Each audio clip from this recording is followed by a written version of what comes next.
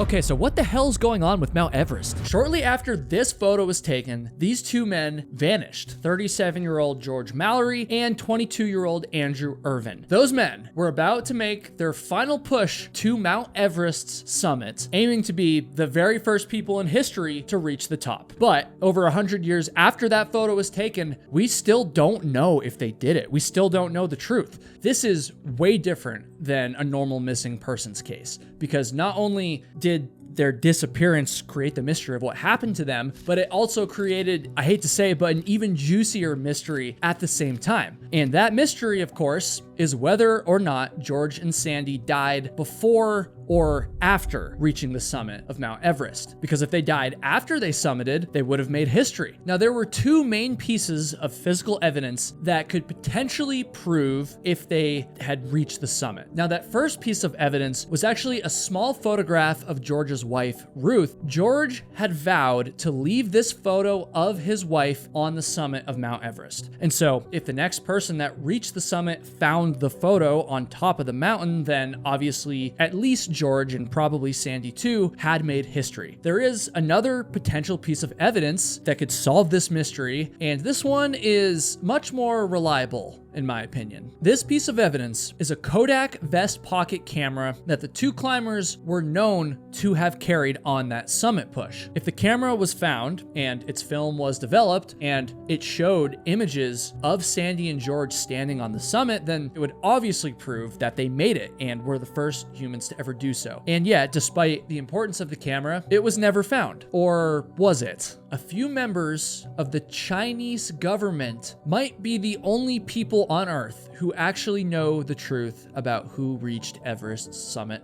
first. Some people out there speculate that the Chinese decided to keep their discovery of the camera under wraps to develop the photos quietly, and when they did this, they found that George Mallory and Sandy Irvin had in fact reached the summit of Mount Everest. If this had happened, and the Chinese saw these photos, it would have been a major problem for them. The reason I say that is because the Chinese claim to have completed the very first successful summit of Mount Everest from the North Face route, which again is the route that George and Sandy had taken. From my understanding, this record is a very big deal for the Chinese. It's a point of national pride, and if they discovered proof that George and Sandy had reached the summit in 1924, then the Chinese record would no longer exist. So is the answer to Everest's greatest conspiracy still frozen on the mountain somewhere, or has it been covered up forever?